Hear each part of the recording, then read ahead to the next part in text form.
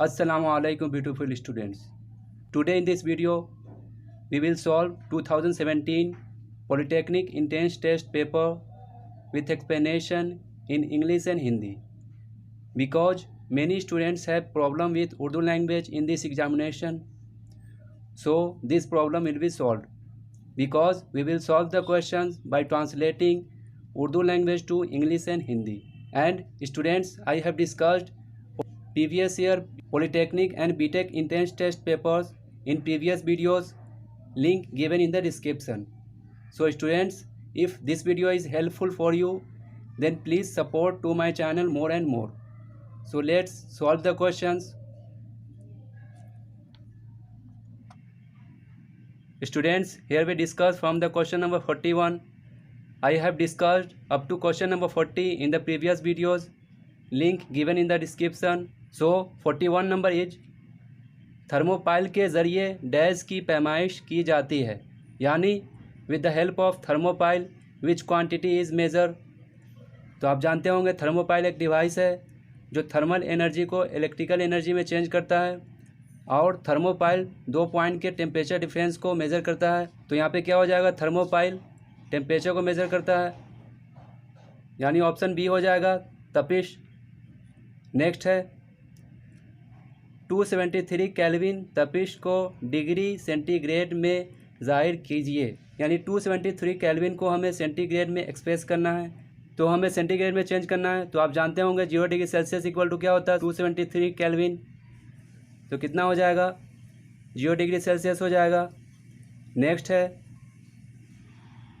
यहाँ पे मिसिंग है, एक हरारा यानी 1 कैलोरी मसावी होता है, यानी 1 कैलोरी किसके इक्वल होता है. तो आप जानते होंगे 1 calorie equal to 4.18 joule.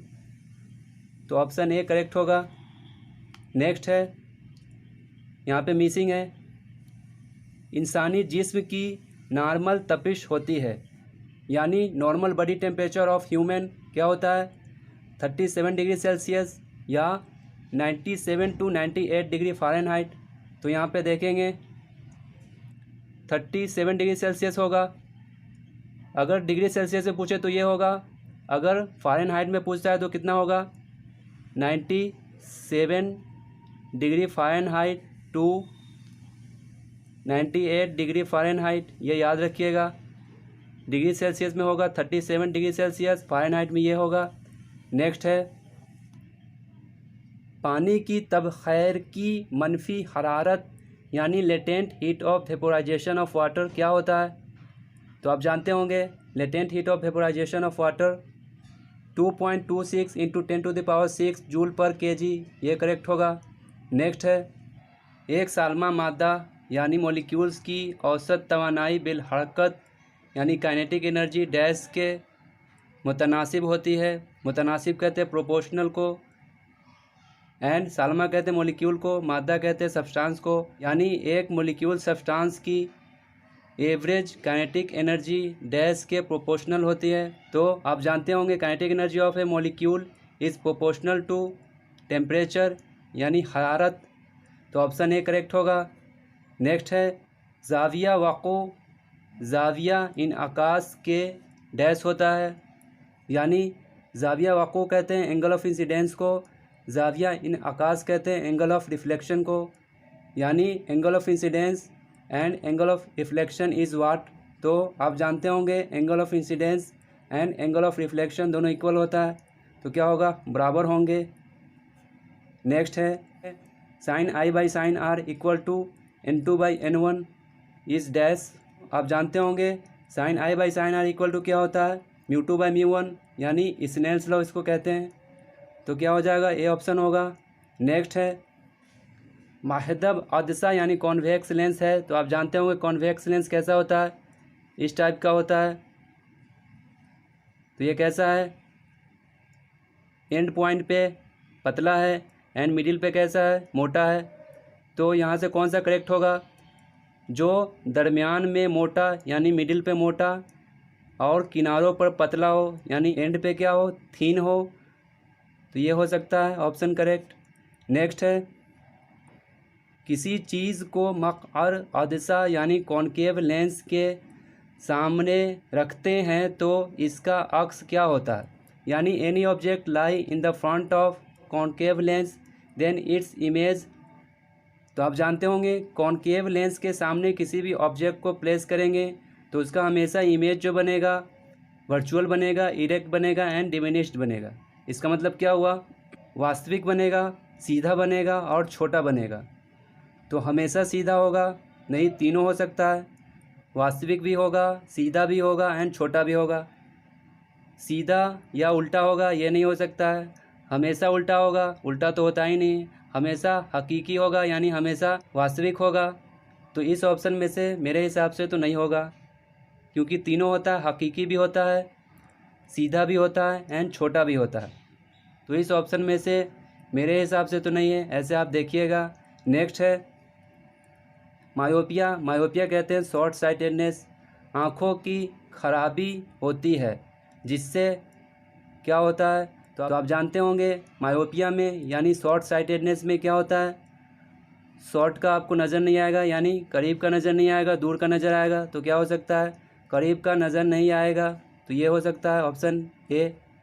Next है एक नूरी साल बराबर होता है, यानी 1 लाइट ईयर इक्वल टू। तो आप जानते होंगे लाइट ईयर किसका मेजरमेंट करता है, डिस्टेंस का।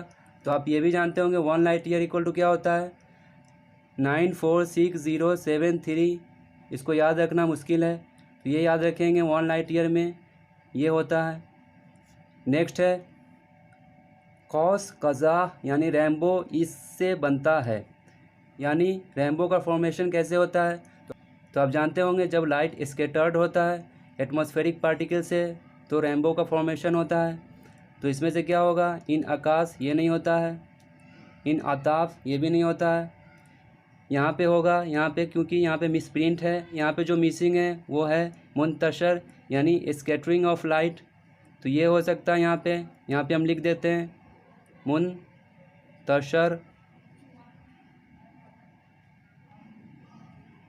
मुंतशर कहते हैं स्कैटरिंग ऑफ लाइट, तो ये आंसर होगा। नेक्स्ट है आसमान शफाफ और नीला नज़र आता है क्योंकि, यानी वाई स्काई अपीयर्स ब्लू। इसका भी रीज़न सेम है, क्योंकि जब लाइट एटमॉस्फेरिक पार्टिकल से स्कैटर्ड करता है तो हमें स्काई ब्लू नज़र आता है, यानी क्या हो जाएगा, स्कैटर्ड ऑफ लाइट को क्या कहते हैं उर्दू में, नूर का मुंतशर। अभी हमने बताया था, तो क्या हो जाएगा, नूर का मुंतशर ये हो जाएगा, यानी स्कैटरिंग ऑफ लाइट की वजह से हमें स्काई ब्लू नज़र आता है। नेक्स्ट है बरक़ी मकनातीसी मौजें डैश होती है। बरक़ी मकनातीसी मौजें कहते हैं इलेक्ट्रोमैग्नेटिक वेव्स को, यानी इलेक्ट्रोमैग्नेटिक वेव्स का इसमें से कौन सा एग्जांपल है। तो आप जानते होंगे लाइट वेव्स जो होता है वो इलेक्ट्रोमैग्नेटिक वेव्स का एग्जांपल है। तो यहाँ पे क्या हो जाएगा, आवाज़ की मौजें यानी साउंड वेव्स। साउंड वेव्स नहीं होता इलेक्ट्रोमैग्नेटिक वेव, ये होता है मैकेनिकल वेव। पानी की मौजें यानी वाटर वेव, ये भी नहीं होता है। बरक़ी की मौजें यानी इलेक्ट्रिक वेव्स, ये भी नहीं होता है। नूर की मौजें यानी लाइट वेव्स, तो लाइट वेव्स एक एग्जांपल है इलेक्ट्रोमैग्नेटिक वेव्स का, तो ये करेक्ट होगा। नेक्स्ट है मज़ाहमत यानी रेसिस्टेंस की एसआई इकाई डैश होती है। तो आप जानते होंगे रेसिस्टेंस का एसआई यूनिट क्या होता है, ओम होता है, यहाँ पे मिसिंग है तो ओम आप लिख लीजिएगा। नेक्स्ट है बरक़ी रवां यानी इलेक्ट्रिक करेंट का मतलब डैश है, यानी इलेक्ट्रिक करंट का मीनिंग क्या है। तो आप जानते होंगे Q इक्वल टू क्या होता है, I इंटू टी। तो I इक्वल टू क्या हो जाएगा, Q बाई टी। तो आप जानते होंगे करंट इक्वल टू क्या होता है, चार्ज बाई टाइम। तो क्या हो जाएगा, ये ऑप्शन करेक्ट होगा। नेक्स्ट है 1 वोल्ट डैश के ज़रिए इसकी पैमाइश की जाती है, यानी 1 वोल्ट मेज़र विच क्वांटिटी। तो आप जानते होंगे 1 वोल्ट जो है मेज़र करता है इलेक्ट्रोमोटिव फोर्स को या पोटेंशियल डिफरेंस बिटवीन 2 पॉइंट्स। तो क्या हो जाएगा, बरक़ीरो यानी इलेक्ट्रिक करंट को मेज़र करता है, ये नहीं होगा। मज़ाहमत रेसिस्टेंस को मेज़र करता है क्या, ये भी नहीं होगा। बरक़ी क़ुव्वत हो सकता है यानी इलेक्ट्रोमोटिव फोर्स, ये हो सकता है। नेक्स्ट है किसी 3 मज़ाहमत यानी resistances R1 R2 and R3 को सिलसिलेवार तौर पर यानी सीरीज़ में जोड़ा जाए तो जुमला मज़ाहमत क्या होगा। यानी 3 resistance R1 R2 and R3 को सीरीज़ में ऐड किया गया तो रिजल्टेंट रेजिस्टेंस क्या होगा। तो आप जानते होंगे जब रेजिस्टेंस को सीरीज़ में ऐड करेंगे तो रिजल्टेंट रेजिस्टेंस क्या होगा, R1 plus R2 plus R3 हो जाएगा, यानी ऑप्शन ए होगा। नेक्स्ट है sonar sound navigation of ranking में इस्तेमाल होने वाली मौजें डैश होती है। तो आप जानते होंगे, साउंड में पढ़े होंगे, सोनार की हेल्प से क्या करते हैं हम, समुद्र के डेप्थ को मेज़र करते हैं। किसकी हेल्प से, साउंड वेव की हेल्प से। तो क्या हो जाएगा, तो साउंड वेव को हम क्या कहते हैं, आवाज़ की मौजें। तो क्या हो जाएगा, ऑप्शन बी होगा। नेक्स्ट है इनमें से किस एक सर्किट में बरक़ीरों पैदा कर सकता है। तो यानी इसमें से कौन सर्किट में इलेक्ट्रिक करंट जनरेट करता है। तो आप जानते होंगे सर्किट में एमीटर जो होता है इलेक्ट्रिक करंट जनरेट करता है। तो क्या हो जाएगा, सी हो जाएगा। नेक्स्ट है जूल पर कूलाम डैश के मसावी होता है। यानी जूल पर कूलाम किसके इक्वल होता है। तो आप जानते होंगे जूल पर कूलाम किसका यूनिट है, वोल्ट का यूनिट है। तो क्या हो जाएगा, वोल्ट के इक्वल होता है। नेक्स्ट है मकनातीसियत की शनाख्त का यकीनी इम्तहान है। यानी श्योरिटी ऑफ मैग्नेटिज़्म टेस्ट। यानी मैग्नेटिज़्म का श्योर टेस्ट क्या है, रिपल्सन बिटवीन टू मैग्नेट। तो रिपल्सन को क्या कहते हैं, दफ़ा कहते हैं। तो क्या हो जाएगा, बी ऑप्शन होगा। कशिश कहते हैं अट्रैक्शन को। नेक्स्ट है एक मकनातीसी मैदान की लाइन के ज़रिए किसके सिमत का पता चलता है। मकनातीसी मैदान कहते हैं मैग्नेटिक फील्ड को। यानी एक मैग्नेटिक फील्ड लाइन के हेल्प से किसके डायरेक्शन का पता चलता है।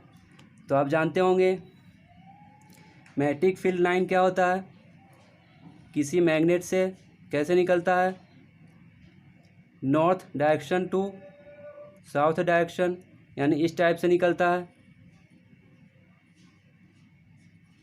तो क्या हो जाएगा, मैग्नेटिक फील्ड लाइन की डायरेक्शन नॉर्थ टू साउथ। तो नॉर्थ को क्या कहते हैं, जुनूब, साउथ को क्या कहते हैं, शुमाल।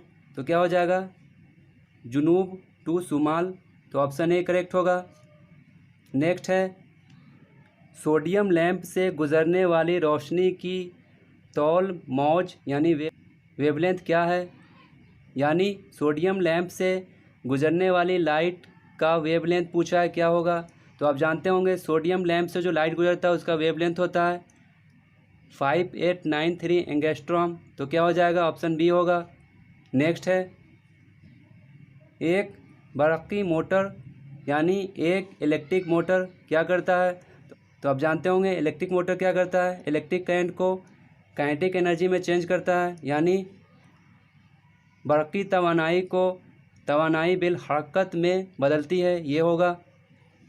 नेक्स्ट है मकनातीसी मैदान की ताकत की इकाई है यानी unit of magnetic field strength. तो आप जानते होंगे मैग्नेटिक फील्ड स्ट्रेंथ की इकाई क्या होती है, टेस्ला होता है। नेक्स्ट है मकनातीसी मैदान के बदलने से एक सर्किट में बरक़ीरों पैदा होने वाले मज़हर को डैश कहते हैं। यानी मैग्नेटिक फील्ड के चेंज होने से एक सर्किट में जो इलेक्ट्रिसिटी इंड्यूस हुआ है उस सर्किट में उसके प्रोसेस को क्या कहते हैं हम, इलेक्ट्रोमैग्नेटिक इंडक्शन। नेक्स्ट है एक मादा जिससे बरक़ी आसानी से गुजरती है। यानी वैसा सब्सटेंस, मादा कहते हैं सब्सटेंस को जिससे इलेक्ट्रिक ईजिली पास होता है, उसे क्या कहते हैं, कंडक्टर कहते हैं। तो कंडक्टर को क्या कहेंगे हम उर्दू में, मोसिल कहते हैं। तो क्या हो जाएगा, ऑप्शन सी। नेक्स्ट है एक महदब अदसा यानी कॉन्वेक्स लेंस का तौल मासिका यानी फोकल लेंथ होता है। तो आप जानते होंगे कॉन्वेक्स लेंस में फोकल लेंथ हमेशा क्या होता है, पॉजिटिव होता है। पॉजिटिव को क्या कहते हैं उर्दू में, मस्बत कहते हैं। मनफी कहते हैं निगेटिव को, सिफर कहते हैं ज़ीरो को। अब यहाँ पे नेक्स्ट केमिस्ट्री का क्वेश्चन है। स्टूडेंट्स, आपसे एक बात कहनी है, अगर आपको लगता है कि मैं आपके लिए रियली मेहनत करता हूँ तो आप प्लीज़ चैनल को सपोर्ट करें, नहीं तो ये चैनल बंद हो जाएगा। तो जितने भी फ्रेंड्स हैं उसको चैनल से जोड़े। तो 71 है, ज़ावियाई मुअय्यर हरकत यानी एंगुलर मोमेंटम का नज़रिया इस साइंसदान ने पेश किया, यानी which scientist propose the theory of angular momentum. तो आप जानते होंगे एंगुलर मोमेंटम का थ्योरी किसने दिया था, नील्स बोर ने दिया था, जब इलेक्ट्रॉन ऑर्बिट पे मूव कर रहा हो। तो क्या हो जाएगा आंसर, नील्स बोर। नेक्स्ट है, इनमें से किन अनासर का ताल्लुक दूरी जदूल में एक ही ग्रुप से है। दूरी जदूल बोलते हैं पीरियोडिक टेबल को, अनासर बोलते हैं एलिमेंट को, यानी इसमें से किस एलिमेंट का रिलेशन एक ही पीरियोडिक टेबल के एक ही ग्रुप से है। तो यहाँ पे चेक करेंगे, बेरियम एंड मैग्नीशियम, क्या ये एक ही ग्रुप में आता है, हाँ ये आता है, सेकेंड ग्रुप में आता है, तो ये आंसर करेक्ट होगा। नेक्स्ट है, 16 ग्राम ऑक्सीजन में पाए जाने वाले साल्मों की तादाद ये है, यानी 16 ग्राम ऑक्सीजन में नंबर ऑफ़ मॉलिक्यूल्स हमें फाइंड करना है। तो नंबर ऑफ़ मॉलिक्यूल्स निकालने के लिए आपको क्या करना होगा, पहले नंबर ऑफ़ मोल्स निकालने होंगे। तो नंबर ऑफ़ मोल्स कैसे निकाल सकते हैं, यहाँ पे 16 ग्राम मास दिया हुआ है, given mass by molecular mass, तो कितना हो जाएगा, नंबर ऑफ़ मोल कितना हो जाएगा, गिवन मास कितना है 16। फिर हमें यहाँ पे मॉलिक्यूल का निकालना है, ऑक्सीजन मॉलिक्यूल का। तो ऑक्सीजन मॉलिक्यूल के फॉर्म में क्या होता है, O2। O2 का मॉलिक्यूलर मास कितना होगा 32। तो कितना हो जाएगा नंबर ऑफ़ मोल, 16 से ये कटेगा 2 बार में, यानी 1/2, यानी 0.5 मोल आएगा। तो आप जानते होंगे एक मोल में, तो एक मोल में कितना होता है 6.022 इंटू 10⁻23 एटम, मॉलिक्यूल और आयन। हमें यहाँ पे फाइंड करना है मॉलिक्यूल, तो मॉलिक्यूल लेंगे। तो यहाँ पे कितने मोल्स आए हैं, हाफ मोल, यानी 0.5। तो क्या करेंगे, हाफ से इसको मल्टीप्लाई करेंगे तो कितना आ जाएगा, 2 से डिवाइड हो जाएगा, यानी 3.011 इंटू 10⁻23 मॉलिक्यूल्स आएंगे। तो कितना हो जाएगा, ऑप्शन बी करेक्ट होगा। नेक्स्ट है, पिघली हुई NaCl में से बरकीरों गुजारी जा सकती है, इसकी वजह है, यानी in molten NaCl the electric current can be pass due to free electron की वजह से। इसमें जो फ्री इलेक्ट्रॉन और आयंस है उसकी वजह से इसमें हम क्या कर सकते हैं, इलेक्ट्रिसिटी पास कर सकते हैं। तो क्या हो जाएगा, फ्री इलेक्ट्रॉन को क्या बोलते हैं, आज़ाद इलेक्ट्रॉन्स, ये हो जाएगा ऑप्शन। नेक्स्ट है, नाइट्रोजन में पाए जाने वाले 3 बेजोड़ यानी अनपेयर्ड इलेक्ट्रॉन्स को डैश उसूल की मदद से बयान किया जा सकता है, यानी नाइट्रोजन में जो अनपेयर्ड इलेक्ट्रॉन होते हैं उसको किस प्रिंसिपल पे फिल करते हैं। तो आप जानते होंगे अनपेयर्ड ऑफ इलेक्ट्रॉन जो फिल किया जाता है हुन्स रूल के बेसिस पे, तो क्या हो जाएगा, हुन्स रूल हो जाएगा। नेक्स्ट है, वह बफर जो खून के pH को मुस्तकिल यानी कांस्टेंट रखता है। तो बाइकार्बोनेट आयन एंड हाइड्रोजन दोनों मिलके क्या बनता है, कार्बोनेट। तो कार्बोनेट क्या करता है, खून के pH को, ब्लड के pH को क्या करता है, कांस्टेंट रखता है। तो ऑप्शन ए होगा। नेक्स्ट है, इथाइलिन इस तरह काम कर सकती है, इथाइलिन कहते हैं इथीन को। तो इथीन किस तरह से वर्क करता है, तो आप जानते होंगे इथीन में पाई बॉन्ड होता है। पाई बॉन्ड का क्या काम होता है, इलेक्ट्रॉन को ट्रांसफ़र करता है, यानी इलेक्ट्रॉन डोनर होता है। तो इलेक्ट्रॉन डोनर क्या कहलाता है, लुईस बेस।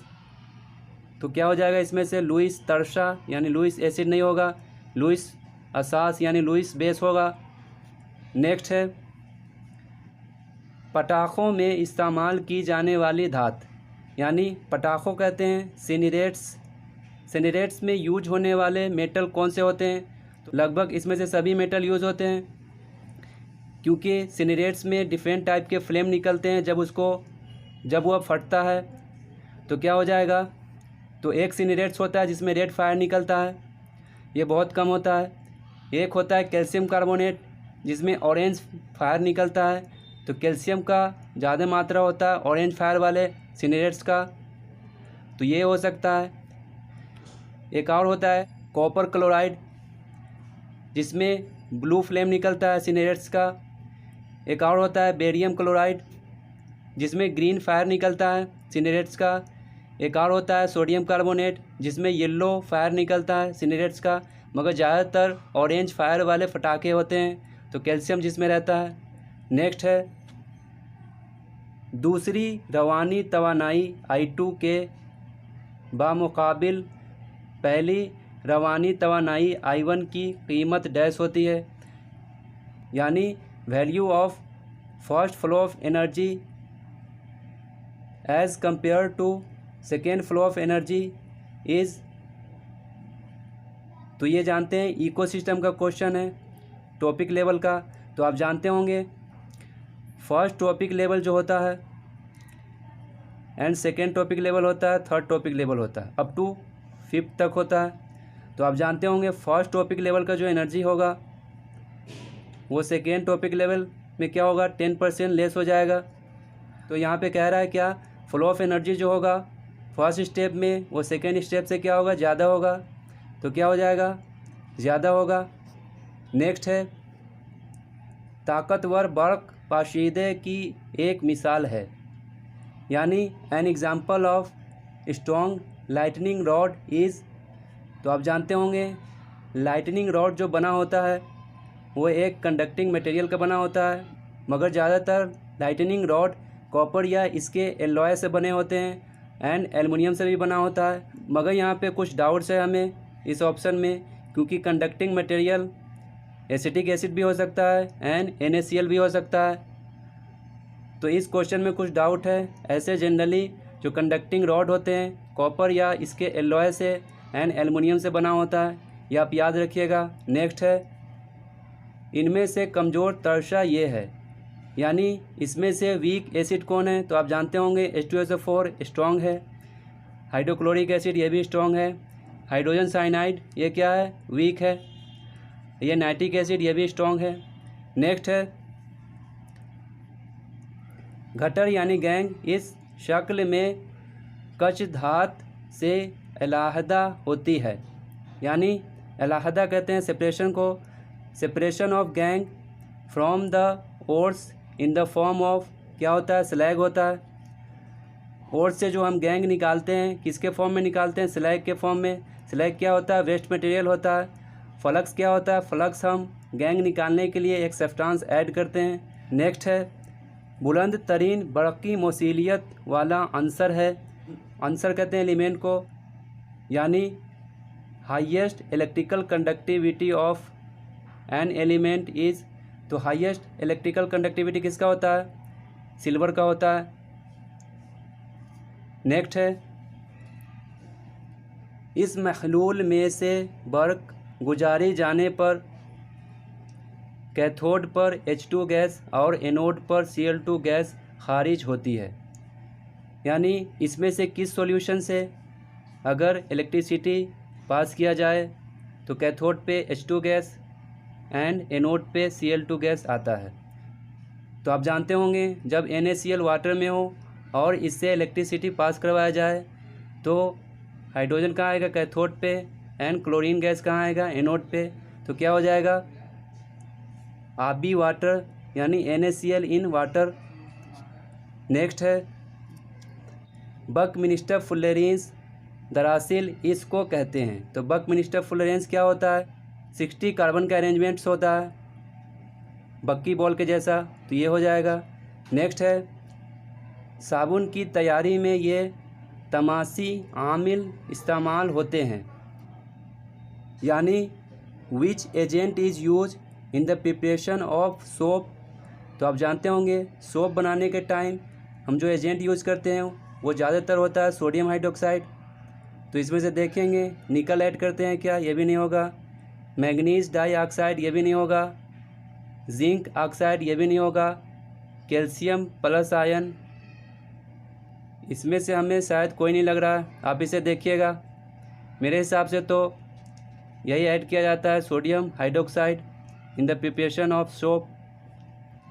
नेक्स्ट है,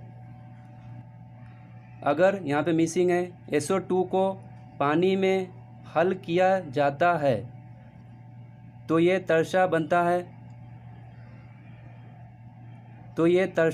है, यानी if sulphur dioxide is dissolve in water then which acid is formed.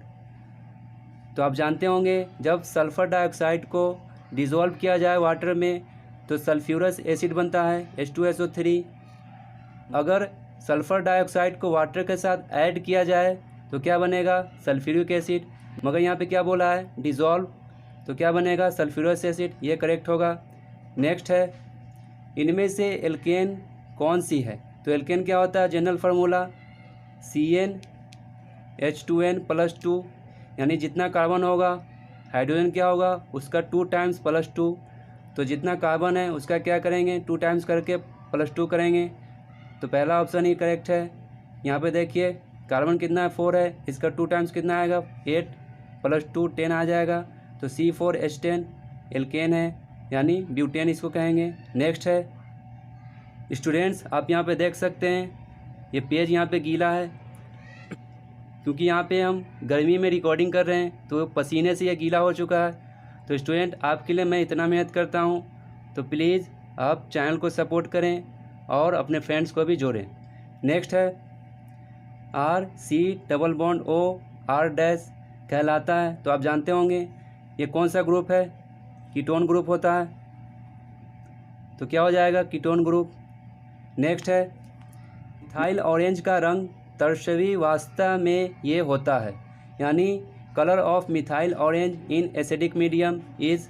तो मिथाइल ऑरेंज का जो कलर होता है in acidic medium red colour का होता है, तो रेड को क्या बोलते हैं, सुर्ख। तो ये हो जाएगा। नेक्स्ट है, अल्फ़ा पार्टिकल, यहाँ पे कुछ वर्ड मिसिंग है, उसको मैं यहाँ पे पूरा कर रहा हूँ। जब रेडियो एक्टिव एलिमेंट को बम्बार्डिंग करते हैं तो उसमें से alpha particle and beta particle क्या होता है, इमिट होता है। तो यहाँ पे अल्फ़ा पार्टिकल इमिट हो रहा है। तो बम्बार्डिंग के बाद जोहरी कीमियत में इस कद्र कमी वाक़ई होती है। जो इमिट होकर नया एलिमेंट बनेगा तो उसमें हमें एटॉमिक मास देखना है कितने का चेंज आएगा। तो आप जानते होंगे कोई भी रेडियो एक्टिव एलिमेंट हो जिसका ये क्या है, एटॉमिक मास है, ये क्या है, एटॉमिक नंबर ना होगा। जब इसको बम्बार्डिंग करवाएंगे तो अल्फ़ा पार्टिकल इमिट होगा, तो उस टाइम इस एलिमेंट के एटॉमिक नंबर से 2 रिड्यूस हो जाएगा एंड एटॉमिक मास से कितना रिड्यूस होगा, 4 रिड्यूस हो जाएगा। तो यहाँ पे पूछा है क्या, एटॉमिक मास। तो एटॉमिक मास क्या हो जाएगा, 4 यूनिट का कमी होगा। तो सी ऑप्शन करेक्ट होगा। नेक्स्ट है, ओजोन की परत फिज़ाई कर्रा के इस हिस्से में पाई जाती है, यानी ozone layer present in which layer of atmosphere. तो आप जानते होंगे ओजोन लेयर स्ट्रेटोस्फेयर में पाया जाता है। तो क्या हो जाएगा, बी ऑप्शन करेक्ट है। नेक्स्ट है, इसकी वजह से इमारतों को नुकसान पहुंचता है। तो आप जानते होंगे बिल्डिंग डिफेक्ट किसकी वजह से होता है, एसिड रेन की वजह से होता है। एसिड रेन में क्या मिलेगा आपको, H2SO4 and HNO3, sulphuric acid and nitric acid. Next है, कुदरती गैस इनका आमेज़ा होती है, यानी नेचुरल गैस जिसका मिक्सचर होता है। तो नेचुरल गैस में जो मिक्सचर होता है एल्केन्स का होता है, मीथेन ब्यूटेन एंड प्रोपेन का होता है। ये सभी क्या एल्केन है। तो आंसर ए करेक्ट होगा। नेक्स्ट है, इनमें से कौन सी गैस से, यहाँ पे मिसिंग है, ग्लोबल वार्मिंग की जिम्मेदार है, यानी इसमें से कौन सा गैस ग्लोबल वार्मिंग के लिए रिस्पॉन्सिबल है। तो आप जानते होंगे कार्बन डाइऑक्साइड जो होता है ग्लोबल वार्मिंग के लिए रिस्पॉन्सिबल है। तो डी ऑप्शन होगा। नेक्स्ट है, माहौलियाती निज़ाम यानी इकोसिस्टम में ये तहलील गर यानी डिकम्पोजर्स का काम करते हैं। तो इकोसिस्टम में डिकम्पोजर का काम कौन करते हैं? खुदर बीनी अजसाम, वैसा बॉडी जिसमें क्या हो, पोर्स हो, होल हो, ये नहीं करता है। शेर करता है यानी लायन, ये भी नहीं करता है। बकरी करता है क्या? ये भी नहीं करता है। तो क्या होगा? डी ऑप्शन ही होगा। मगर डी ऑप्शन यहाँ पे कुछ मिसिंग है, प्रिंटिंग मिसिंग है, तो ये नहीं हम कह सकते हैं, मगर डी ऑप्शन होगा। नेक्स्ट है,